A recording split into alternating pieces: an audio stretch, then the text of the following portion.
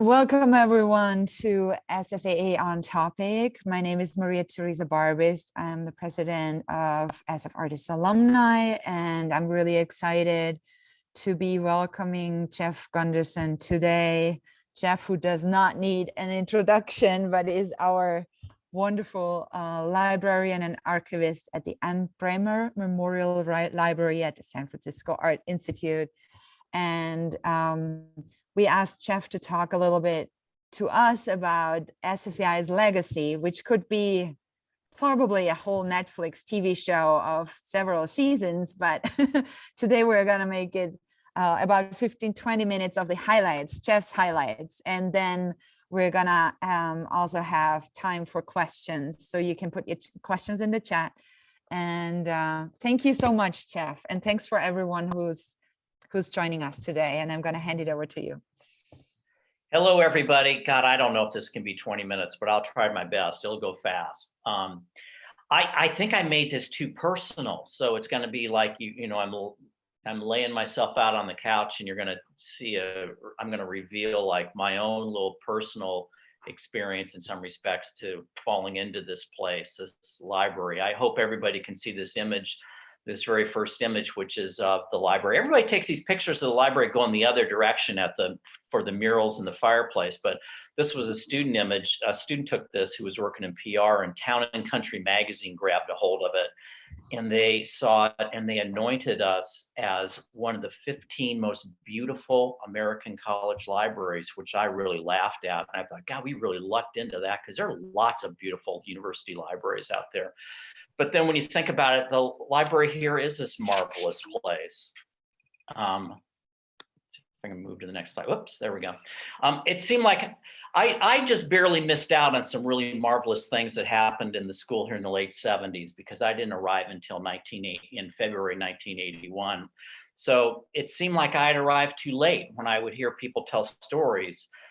Like the San Francisco Art Institute president, Steve Goldstein, giving Ansel Adams an honorary degree as the winds kicked up in the quad in the late 1970s. Laurie Anderson, who also received an honorary doctorate at one point in around 1980 and doing a performance in the Osher Lecture Hall. The shenanigans on the ramp to, back a pickup truck up the ramp so that they could squeeze it into the gallery for an exhibition. I missed out on seeing Ray Mondini hanging out with Arnold Schwarzenegger, they're the weightlifting buddies. And I missed Arnold being a model posing in the quad. And I missed the library staff athletic events of forming pyramids on the roof in the late 1970s. But, this is how I kind of arrived at the place. I think I'd shaved by the time I walked into this place to look a little bit more like a librarian. And I was greeted by a student worker, Amanda Speed Queen. And Amanda explained to me that they were indeed looking for a library assistant, so I applied. I joined a staff that included student library workers like Carrie Scoville on the left here and Robert Allen on the right, and media librarian extraordinaire, and in many ways the person who I learned as much from about art and photography and life in general was Charles Stefanian there in his tank top. And my boss, Sharon Chikanseth, she and I are wearing ties. I was following her lead, figuring I better dress up. I'm a librarian. Sharon was my mentor. She was the head librarian in the late 70s through the early 1980s, and she was cool, as you can see from this picture. From SoCal, she knew a lot about art history, knew even more about contemporary art. Here she is styling with a hammer in front of a display of these wonderful John Hartfield posters that are in the library's collection that we put up in the Still Lights Gallery. After leaving the Art Institute, she went on to Parsons in New York City and then to the Institute of Fine Arts at NYU. Truly a great art librarian. So I was very fortunate to learn from the very best. She was infatuated with Marcel Duchamp. She introduced me to this wonderful set of archival material pertaining to Duchamp's 1949 visit to the Art Institute. And we managed to cobble her photo into one of the original photos of Duchamp at a North Beach restaurant. And we would send this thing out to researchers as like this bona fide image of Duchamp's visit to San Francisco. Sharon is the one who introduced, she developed the really dynamic, really interesting artist book collection at the Art Institute, including all the Ed Ruscha titles. My introduction to that cool school of SoCal artists with Ruscha's titles like 26 Gasoline Stations, his various Small Fires, and Milk, which truly is a book of small fires and milk. I'd fallen into this art college library dream world.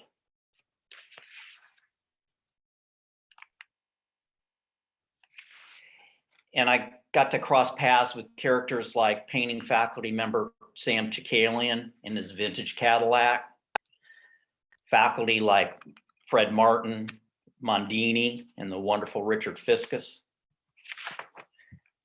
people like Angela Davis, filmmakers like Gunver Nelson and Janis Lipson, and George Kuchar. And I was part of kind of all those annual routines, like in-person registration in the cafe with, here on the right is the suspicious faculty member, Howard Freed, really wondering if this person enrolling in his class is gonna really make it in the PV department.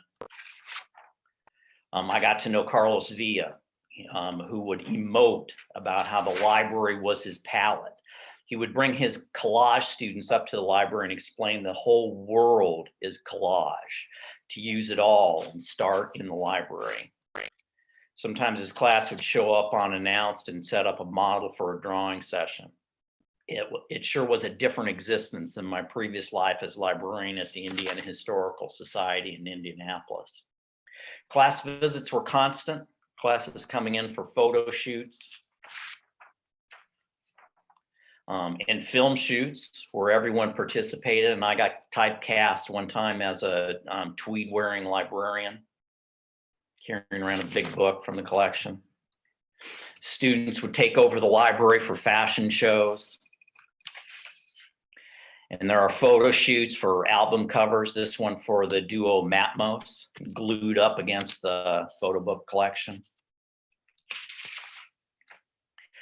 I enrolled in a photo class with Larry Sultan, sat in the back quietly showing work, and showing work in the class was as nerve-wracking as presenting research papers when I was in history grad school. In fact, I'm a little bit nervous to show you these next images because even after 40 years, these were photos that I made for Larry's class, which I don't think I've really ever shown to anybody. So here you go.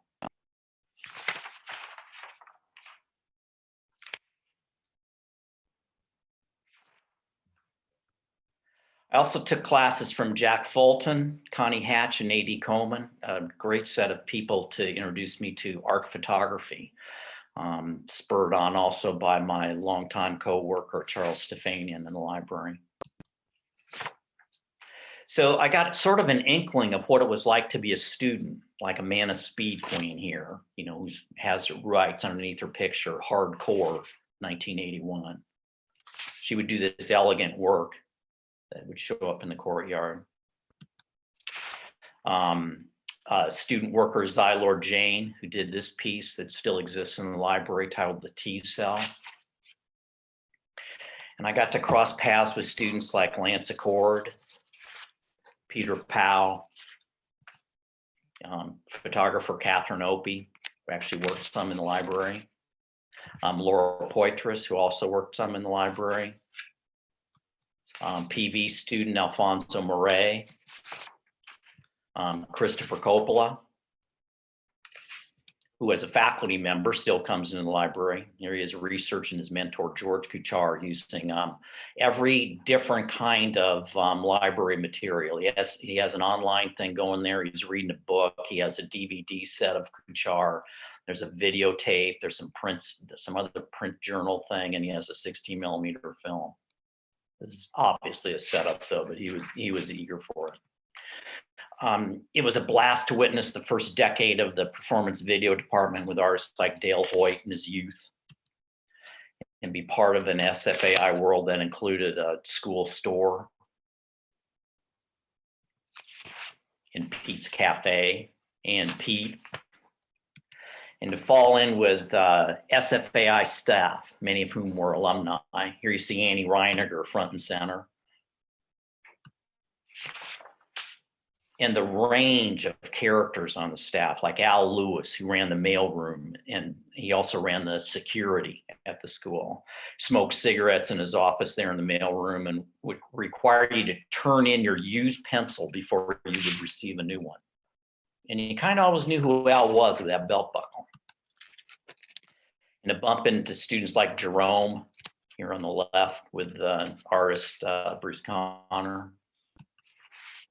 And they claim we don't do fashion here at the Art Institute. And look at this image. Students like John DeFazio as his commencement, wearing some solid footwear. Along with the marvelous art openings, like this one. This is actually an opening for a Wally Hedrick show, but it features the Studio 13 Jazz Band at the opening with Wally on banjo and ceramics faculty member Richard Shaw on tuba. And to be part of the SFAI's athletic department, here shown after we claimed victory in the Mills College cross-country relays.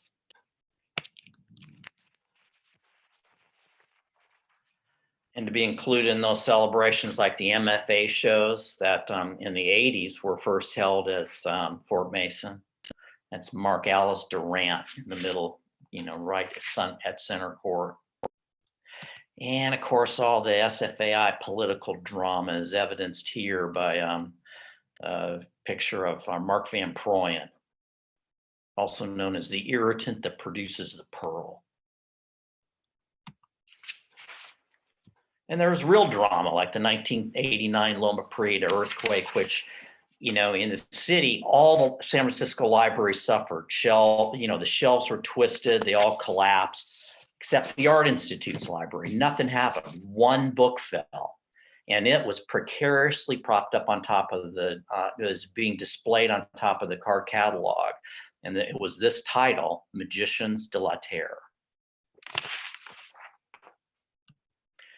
And the real life and death trauma at the height of HIV in San Francisco, which took the lives of way too many artists. Many at SFAI were proactive, like students Jessica Tanzer, and illustrated here, Cliff Hengst and Mickey Gorlowski, who along with the SFAI Gay League organized a bed-in Union Square in pajamas to encourage passersby, let's talk about safe sex. And the very cool courtyard commencement champagne celebrations, here showing cowboy Rod Morrell, who made these sequined cowboy shirts and was a professional square dance caller. And he would get he would do it in the quad, and he'd get this wide range of these punk students and goth and grunge and gay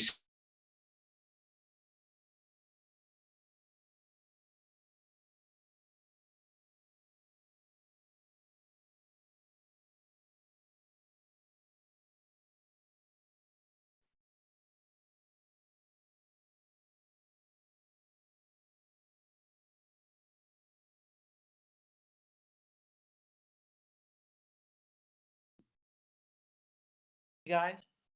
Maria? Can everyone still hear Jeff? No, it froze. I thought it was just me. It froze. Oh, no. I think he fell off the call. He fell off the call. I think he's in the library where the yeah, it Wi-Fi. should be pretty good here. Can you hear me now? Oh, there, you're back. Yay. You're You're back. You fell off for a second. Where were we? The cowboy and the quad. Yeah, the cowboy. Grunge and goth. You were saying grunge and goth. But you're gonna have to share again. I'll share my screen again. There we go. Wow, that was weird. It was after the earthquake you fell off. Oh, is that right? No, Yeah. Jeff, it was at the cowboy who gave the, I guess, the dance numbers. Yeah, that That one, one. that one. Yeah, perfect. And the grunge and goth people. You can see it, you see Cowboy Rod. Mm-hmm. Oh God. Oh, Cowboy Rod Now your deserves microphone it sounds repeated, to tell you the strange. truth, because he was such a wonderful guy. But you know, he did these. He would call square dancing he was a professional square dance caller, and he would get all the students together, no matter who the hell they were, whether they were punk or goth kids or grungy or gay students, and they'd all be square dancing together. And he's next to Aaliyah, who would mention that she was conceived at the corner of Haight and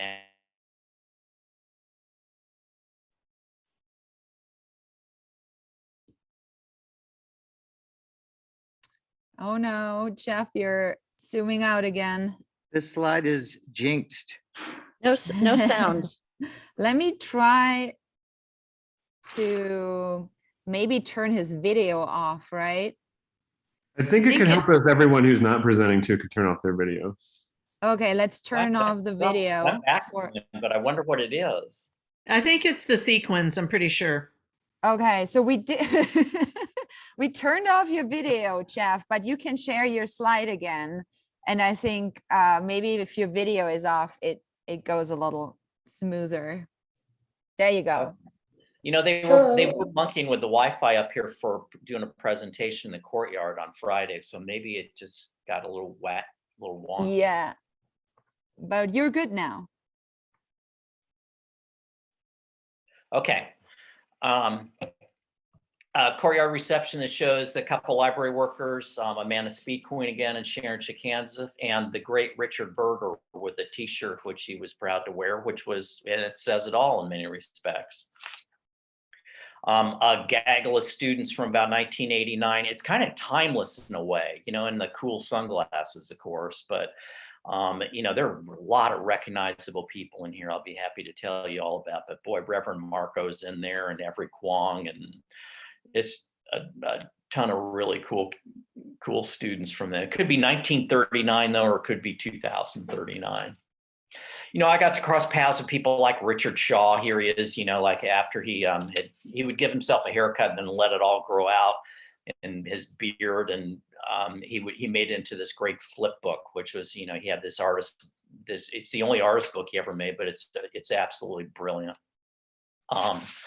It was always fun to see. It's fascinating working in the library to see what, you know, it was a place students really wanted to be.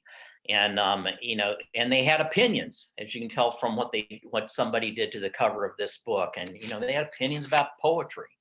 And luckily there was somebody there to assist them with that, with poetry. Bill Berkson, who was also a great art writer, organized a tremendous lecture series here for 20 years or so.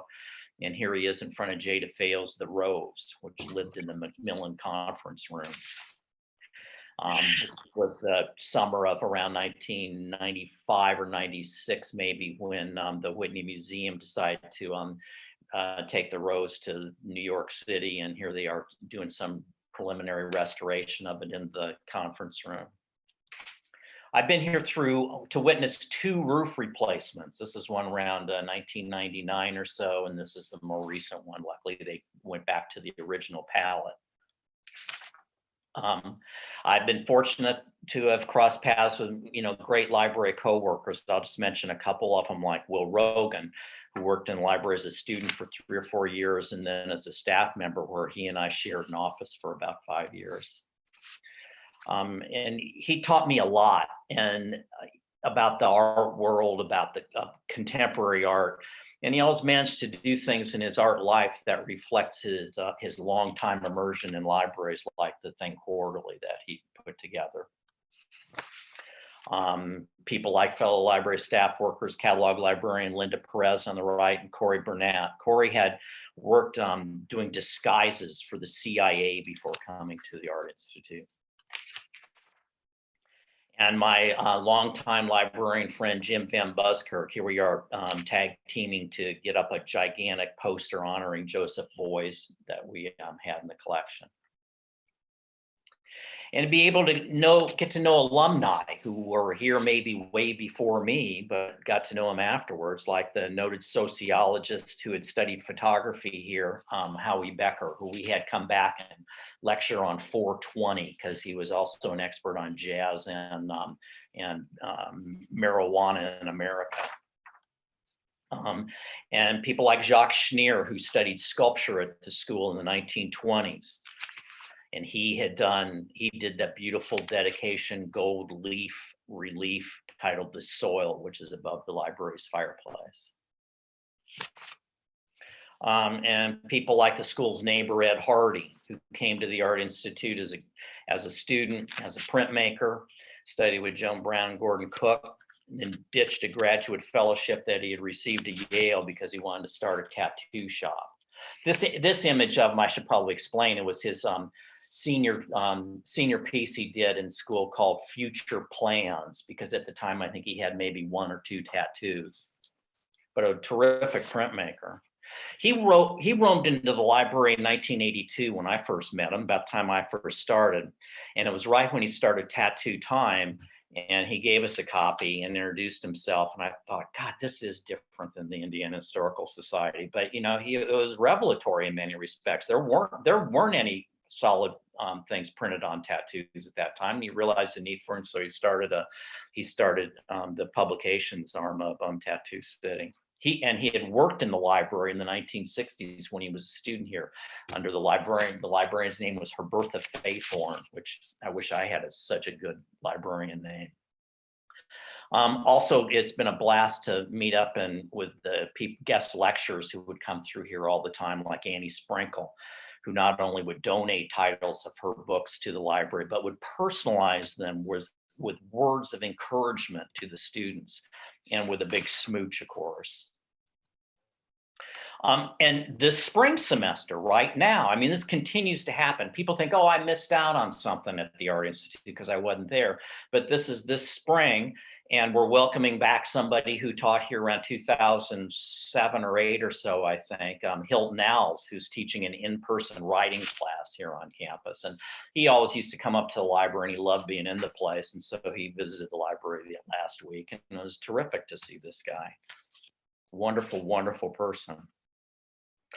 And to cross paths with people like Perkle Jones. You know, Perkle, to get to know Perkle was somebody who was teaching when I first got here, and he was this link to the early photography department. He was in those very first classes with Ansel Adams in the late 1940s. So he filled me in. He was photo history from, you know, from the middle of the 20th century. And I was later honored to be part of a collaborative practices class that was based on the 1968 Black Panther photos taken by Perkle Jones and his wife, Ruth Marion Baruch, who also went to school here. Class did this great job curating the spring of 2019 exhibition, Vanguard Revisited, Poetic Politics and Black Futures. I got to see my 2 daughters grow up amongst this amazing backdrop. Here's my youngest daughter, Anna, recognizing herself in a 2004 MFA show photograph that was done by Lindsay McCrum. And it's been fun to assist the students with their, you know, amazing minds, their great ideas. You know, Lindsay White had a class dive into the SFAI archives with fresh eyes. The students, Simon Garcia Menor, produced For Art's Sake, and he made something out of nothing. He had dug up these musical scores that had accompanied these huge pageant parties that the school had sponsored in the 1930s. And then he took them and had them recorded, taken the scores, had them recorded, and made them into a vinyl record. And then another student in that class, Elizabeth Conkey, did the opposite, and she made nothing out of something. She took the artist lectures that we have recorded on audio tapes, and she eliminated the speaker's voice, leaving only that residue of the audience's laughter, their questions, their applause, their hissing, and their booing. But a total absence of all the speaker's words, no words from John Baldessari or Hans Hake, Barbara Kruger, John Cage, or Laurie Anderson, just the response. I'm going to leave you with one piece of bibliographic evidence that is specific to the Art Institute and its legacy, I think, in a lot of ways, because no other library would be so ridiculous, and no other group of people using a library would be so good about using collections. But this is our copy of Cartier-Bressant's The Decisive Moment, which, as you can see, is well used and abused by students, faculty, and us as the library staff. You know, look at that book tape that we put on the spine of the thing to hold it together, and that call number, which has been slapped right on top of that Matisse cover as well. And I used to be really embarrassed by this thing. And then I thought, this copy of this book has been looked at by more important photographers and probably had more influence than any other copy of The Decisive Moment in the country. So it's very cool to see this thing, you know, even banged up, and people who use it don't care. The images are good on the inside still. You still get the whole gist of it. But when you see what a real copy of this looks like, it doesn't look anything like this one. Some more bibliography of SFAI's legacy, just sort of a little piece of all the stuff that's come out of the archives that relates to the alumni, relates to the place, and relates to the history of the school. But I think we all know what it really is about. You know, it's all about the free pizza. And that's sort of the most important thing. And those students hanging out in the film cave, you know, getting ready to do things along with Chris Paddock. And of course, the school's proximity to some really good open water swimming. Thanks, you guys, for being so patient with the technology. Thank you so much, Jeff. That was amazing. And it was also like so wonderful to see how it is intertwined, like the history of SFAI is also intertwined with your personal history, right? Because you spent so much, like such a huge part of your life at SFAI, and your children did. And thank you for that. Thank you for that personal, those personal notes as well. Well, you're welcome. It's fun to do. I fell down a rabbit hole, and it's been a blast to be around everybody like you guys. It's really, really cool. And I was like telling Jeff, like, to kind of like, you know, give us some time in this hour that we have with him to also just answer a couple of questions from all the alumni and all the audience that is here. So please ask your questions directly by unmuting yourself, or you can also put them in the chat if you want me to read them to Jeff. But go ahead, this is your chance now. So go ahead.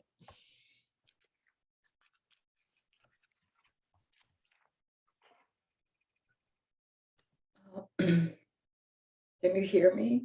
Yes, Eleni, go ahead. I just wanted to say that this was so touching, really. I'm sorry about my voice.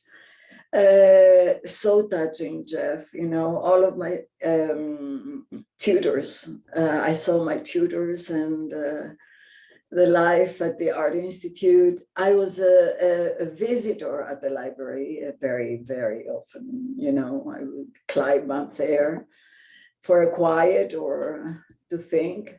And this is really amazing, and it's history, and we all know that.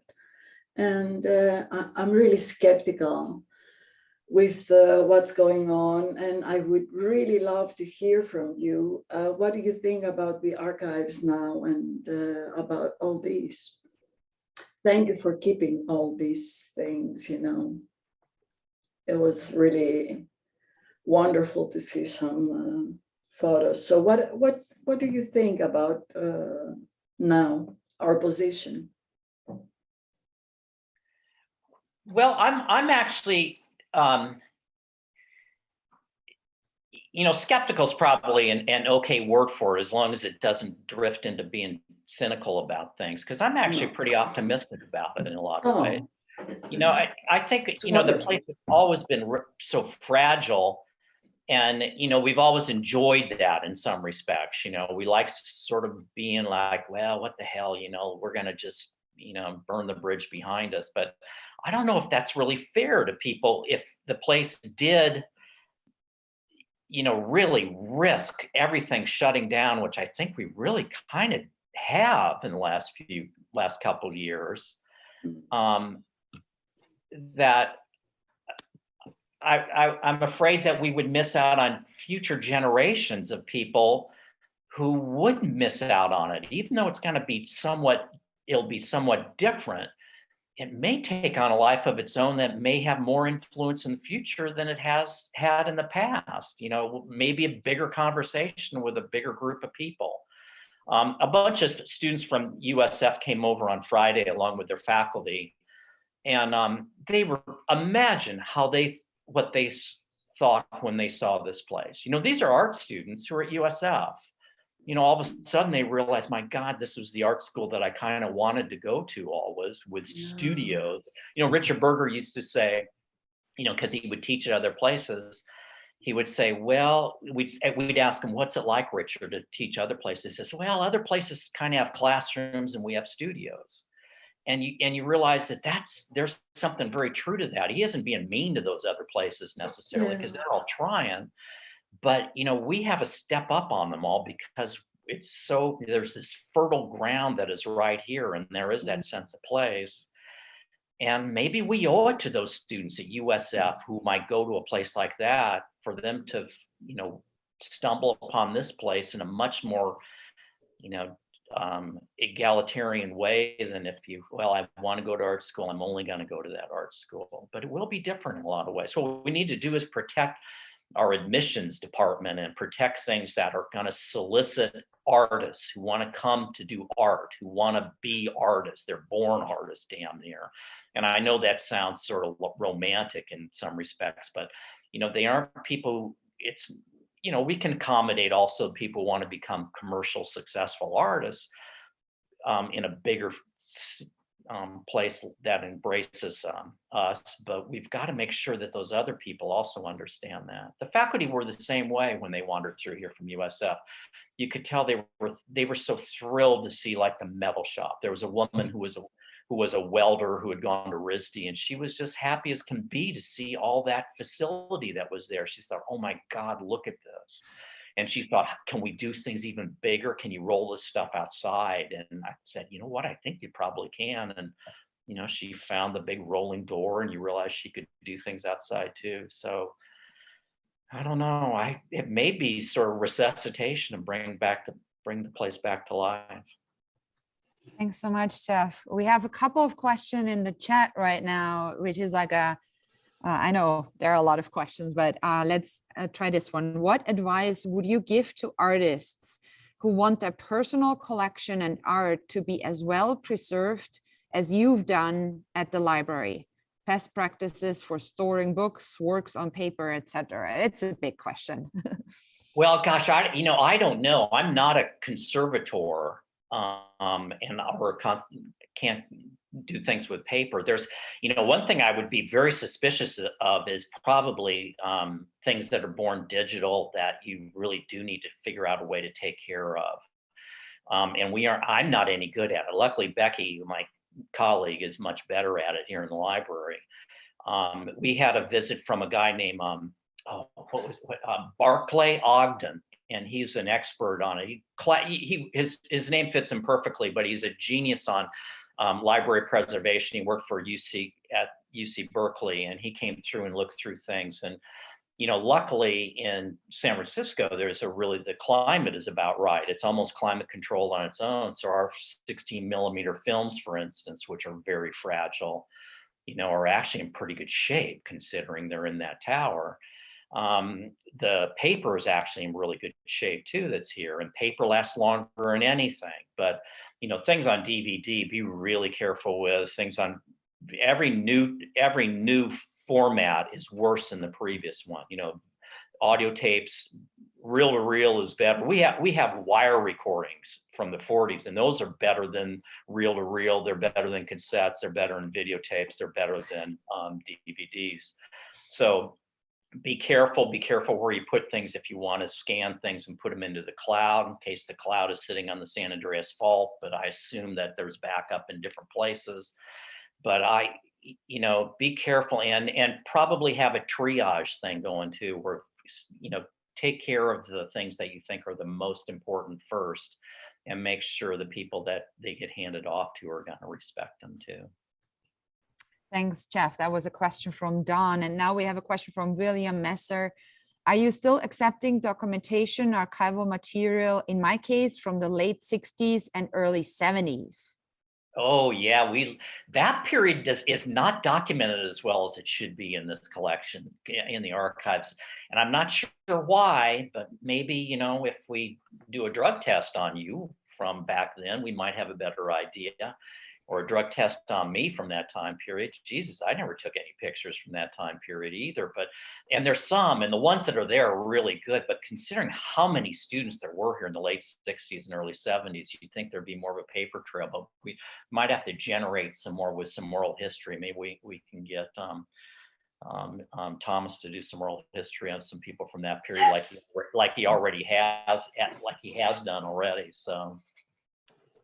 But yeah, sure, we'd love it, and it doesn't have to be original things. You can send us scans or copies of things too, and we'll take care of them. But it's great for research purposes. And I also wanted to let you all know that we are starting to collect images also from 800 Chestnut for a book that we are planning to put together. So if you would like to send us those images, and we will, of course, give Jeff one of the books as well for the archive. So it's good to have all these images that we also were collecting on Instagram from self-portraits. It's just so amazing to see all the alumni, all these people that went through that school. So, all righty. Are there any other questions for Jeff? You can also unmute yourself if you just want to ask directly or just say something. Yeah, Can you hear me? This is Cathy. Yeah. I was there in the 70s and I loved it. It was fabulous. That was when Fred Martin was there, and I did printmaking with Richard Graff. And then also Wally Hendricks, Richard Shaw, all those people. But is it going to be? The school itself is it going to be like a satellite with this whatever the other school is, San Francisco something, San Francisco State, or what's the school that's taking over? Are we going to completely disappear, or is there a way to kind of maintain it as part of it, but still be our own? You know what I'm saying? Still have it there. The term they're using for it now is San Francisco SFAI at USF. And, I think what and maybe I'm being Pollyannish about things, but that they're interested in these two beautiful buildings that are here. And Dewey Crumpler explained to me the other day how they cannot expand on their campus at all. And they can't buy up a city block in San Francisco. It would be hundreds of millions of dollars. And so when you think of what they would get for here, and they want to put in tens of millions of dollars into this facility to bring it up to snuff, I think they want to embrace this. And you think of the Diego Rivera mural, which is a huge feather in their cap as part of as being under their guise. These two beautiful buildings by Arthur Brown, Pafford Clay, the fact that they're so distinct as a piece of a university setting, and they get Fort Mason, which is a very cheap lease because the price of that lease is really based upon it before the improvements. And in talking with one of their faculty the other day, I think yes, and one of their faculty, they said, you know what, the Jesuit schools in the countries like to compete with each other. And they like to be the best at something, and none of them have anything that's near like this. So I think just that sense of place will keep the Art Institute's spirit as alive as it possibly can be, just when you realize that, it is truly these studios. And there is about 2 to 3 miles distance between the two places, and that might be very helpful in some respects too. And there's somebody that do understand academic freedom. They've been pressed by it from a lot of different angles. And it's a college that is the most diverse university in the country. And those things are positives. So I'm hoping that, we'll maintain we can flex our muscles and set up something that is as independent and autonomous as can be, and that they respect the irreverence that's always come out of this place. Thanks so much, Jeff. And we are also gonna set up another meeting for the alumni community to get more information with Jennifer Rissler, who is going to be, the plan is that she would be one of the co-directors of SFAI, and then also with people from USF. So we really wanna keep you informed on how it's moving forward. Right now, like Jeff said, there are visits to the campus, right? There's faculty talking to faculty and administration to administration. So there's a lot of this negotiating is going on right now. And Steve Hurd, who is here, actually wrote a beautiful letter with the help of other alumni, Annie Reiniger and also Marianne Wallace. And it's like a petition, so you can also sign that. I think Jeff also helped in writing this, and I'm gonna find the link right now and put it also in the chat for you to read over. I think, I think, Jeff, you did such an amazing job as the archive and with the library, that alumni really, really care about this library, about you, about the library, and about the archive. And I think that is also like what in this petition was brought to the forefront, right? That we really, as an alumni community, want to make sure that all stays the way it is now. Yeah. Can I add something? This is Steve Hurd. Yes. Yeah. Yes, we were really concerned about the fact that they were going to use the name, and we wanted them to keep, understand what that meant historically. And that also included the archive and the history. So I did talk to Jeff, and he was helpful in giving me suggestions and for us to write this thing. I do encourage some of the people, especially when I noticed people weren't aware of what was going on, that that they should check out this, at least read it, and decide whether you want to sign it or not. It isn't for or against the merger acquisition, but what it really does is talk about things like some of the things Jeff already mentioned, which was helpful when I was talking to him, was how about the school remaining its own institute, its own school of art that's part of the university. That is what a lot of other universities like the UC system does. They're made up of separate colleges. So I'm not sure they do that, but it would be a good move for them if they're going to call themselves a university to actually allow the Art Institute to continue to be art school only. And so that was suggested.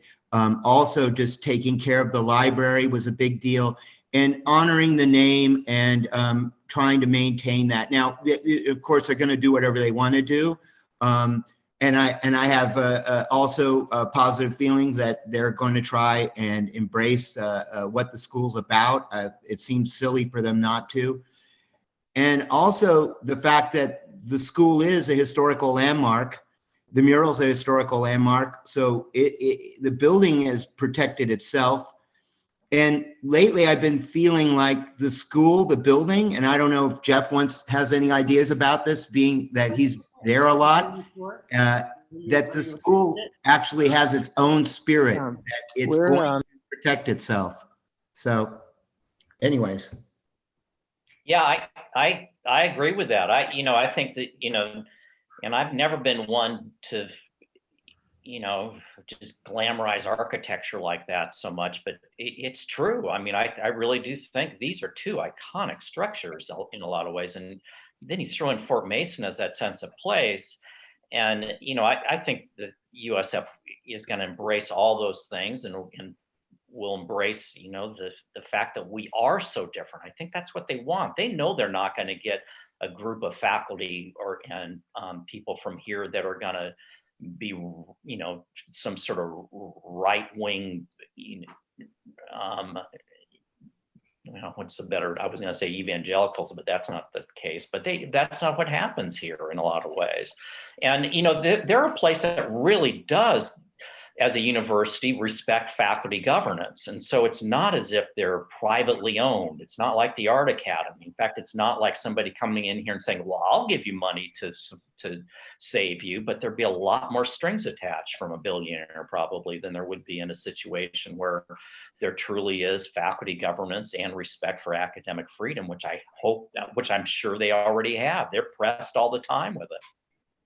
I remember Carlos Villa taught there for years, and he would teach there and here, and he would have me come over and bring over our artist books to their collection. And they have a good library. But this library is different than theirs. And so it's a good combination of two things for them. But Carlos started a class there called Artists as Citizen, and they teach it to this day. People like Jennifer Wofford is there teaching, and Carrie Hott and many others. So I'm hopeful that mentality will continue to get pushed out into the future. Thank you, Jeff. Caroline Savage, yeah, we have time for one last question. It's all you. Go ahead. Okay, so I preceded Jeff at the library and was there before when Janis Lipson was the slide librarian, and we didn't even have the word media. I was in the photo department with Charles and film. I got my graduate degree in film, and so I've seen a lot, including the job of taking a giant eraser and erasing the cards in the card catalog, removing moving picture arts and putting the word film. I believe it was the word film. And, one by one, because that was the word, the Library of Congress, that was the word. But my question is, right now, believe it or not, I teach arts leadership in an arts administration program that's an online program. And so I'm right in the middle of creating a course. And I learned so much about leadership through the Art Institute because we really didn't have that word, except for the insurrection that occurred in the 70s, I think, when Arnold Hurstan was thrown out as a possible president. But my question is, who are the stakeholders involved in the planning? Do we have representation at all from the Art Institute in participating in the planning, or are we just agreeing or disagreeing? Is anyone in the USF group that's planning all this? Because if not, it really puts us at a disadvantage. So I just wondered, that's my question, like, where are we really there? Like, we're talking about wishful thinking in a way, but I just wondered that's my question. Okay. Does anybody know? There have been a lot of committee meetings with like entities from here and from USF. Jennifer Rissler is probably the main person from here who's putting things together. And she's somebody who is the perfect person to be doing this because she's been here for over 20 years and has seen various vacuums of leadership, as well as leadership that was way too strong here. And so she understands, and she has a really good sense of what this place is, having a good connection with things like the performance video new genres department, something that's probably as hard to explain as anything, or like the film department, which is hard to explain to somebody else too. So consequently, I think that will be very useful, but there are definitely faculty who are involved with their faculty. We're going to meet tomorrow. Becky and I in the library are going to meet with two of their librarians tomorrow, and they're eager to I'm sure they're eager to figure out how to mesh things together in a very positive way. So it's not necessary. It seems to be so far very cooperative. Now, that being said, I would encourage everybody here as alumni, because that's one thing that they want. They want to broaden their alumni base, for God's sakes. And they're a place that has learned how to raise money as a university. They do great at it. You know, we never have. You know, the Art Institute's always sort of dropped the ball on fundraising. And so consequently, they could probably do really well with the Art Institute alumni. And they want to embrace the alumni and keep them as happy from here as possible, especially segueing into this new world of SFAI at USF. I think what I would encourage people to do would be to have input. And I find it hard to find something that's really tangible to say, look, this is what would really be good to do.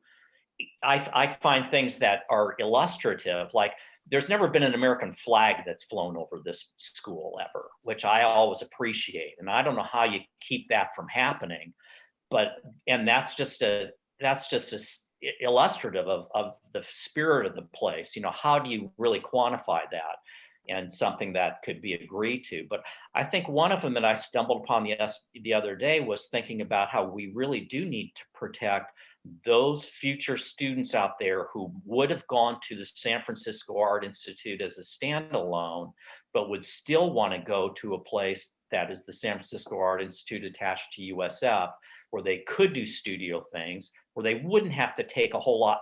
They wouldn't have to take algebra, for God's sakes, or they could take an applied math class instead, where they could do things where they really could become themselves and comfortable in their own skin, like they would at the Art Institute, without feeling like there was some sort of pressure from them to be part of a bigger university system.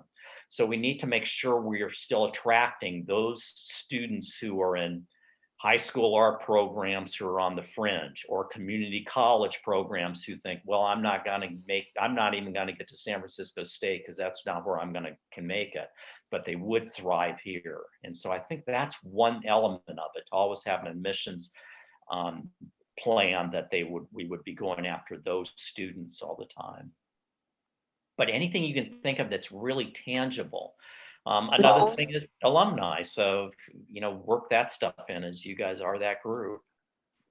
But I'll tell you. We have, I just put in the link also for our SFAI merger page. So you can collect, we are collecting thoughts, we are collecting questions, but also like all these stories that are just so important for our identity, right? What makes SFAI SFAI. So if you would like to add to that, please do. And we have like, I think Gray wanted to make a short comment, and then Caroline, did you have a short comment too? So we have two more comments, and then I wanted to say one thing to Caroline, is that this is very personal. Renata came in last week. That's all I want to say. Oh, that's Charles's daughter. Yeah. Oh, great. My daughter's best friend. And my daughter was a baby in the library for a short period of time. Babies that were in a crib in the media office. That's right. I missed that too. Yeah, well, it was a very interesting contradiction in some ways in the purpose. My only thing is, what is the core purpose of this? Like, that's the part of what it would do. You can say all you want about this mission, this merger, this collaboration, whatever those words are, but what is the core purpose of this? And you have all these things that you're talking about, but if the school were separate, the college that's separate from the regular university structure, it may be a way to maintain, like, how do you know if the faculty, there's a lot of unknowns, but I think everybody needs to think, what is the core purpose? Is it money? Is it exposure? Is it saving the building? You know, like, write them all down, because they're really important to consider. That's it. I agree. I absolutely agree. All right, Gray, we are ready for your short comment, and then we're going to wrap it up. Gray Day, go ahead. Hi, everyone. I'm a current student, and I've been following some of the merger process. And I just wanted to comment that they're still in the negotiation phase of it. So nothing is set in stone yet. And there is really encouraging attention being given by people like Jennifer Rissler to make sure that the language in the final contract, because we're not even at a contract yet, so that the final language in that contract preserves the autonomy of both the admissions program, the curriculum, the hiring of faculty, and the preservation of the library. And one of the most interesting legal phrases that Jennifer's been working at including in the contract is that all of these things be preserved in perpetuity. So that's a huge phrase that she's cognizant and prescient to know to include.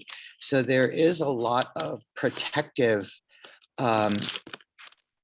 attention going forward. So that's my comment. And then I just want to say, my understanding is that the main purpose of this is to keep SFAI open, because otherwise it will close. But I don't know.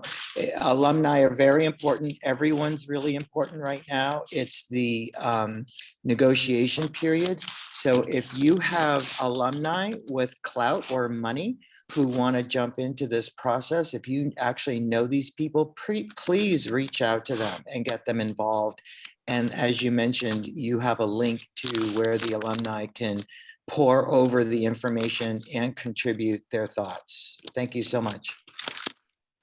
Thanks so much, Gray. It was great to hear from you. And I think the voices of current students are also so important. And I just want to point out also that on our SFAI merger page is a letter that was written by half of, like about 50 or so of the students. So you can also read a little bit what's going on in the students' minds and what they are worried about. But I just want to say thank you so much, Jeff Gunderson, for everything you are doing for everyone. Everything you've been doing for SFAI so far, and all the things that you are going to do for SFAI, but also for us as SFAA, the alumni, you know, the new alumni organization. We have gotten so much support from you, and we are always posting all your emails on our blog, on our website, and you know, just collecting all your amazing, the emails are so great, all your little stories. And so thank you so much for today. You guys are doing a great job. You're very welcome. And if anybody wants to get a hold of me, the easiest way is just library@sfai.edu. So don't, please, if you have any questions or just want to say hello, certainly do that. Wonderful. I'm going to put it in the chat too. And then I'm going to upload this. If you missed the beginning, I'm going to upload it on our YouTube, and we're going to share it on our website. And I'm also going to put the chat in there so you can see all the other comments. And thanks again, Jeff. Thanks so much. I had sent some comments to the main chat and it all got lost because it went to only one person. I'm going to put the comments that are in there. I'm going to put it all in with the video. Even if it went to only one person? If it was me, then they are in there. No, it was a mistake. I'm not real great on the computer, being an older person. I've worked hard at being up to speed, but what can I say?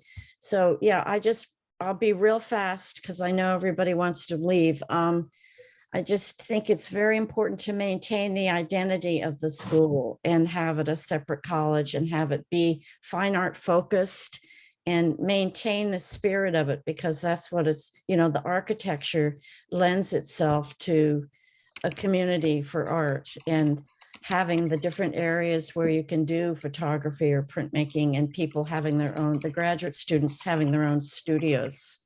So yeah, want to maintain that if possible. It's so important, because if you take that away, you don't really have the school, unfortunately. And fine art focus. Thank you. Thanks so much, Cathy. And thanks everyone. And I hope to see you soon in another one of our SFAA on topic. Bye everyone. Jeff, do you have a last word? Okay, bye. Thank you so much. for Thank you, doing Jeff. this. Thank you, everyone. everybody. Thanks, Jeff. Okay, Thanks, stay well. This is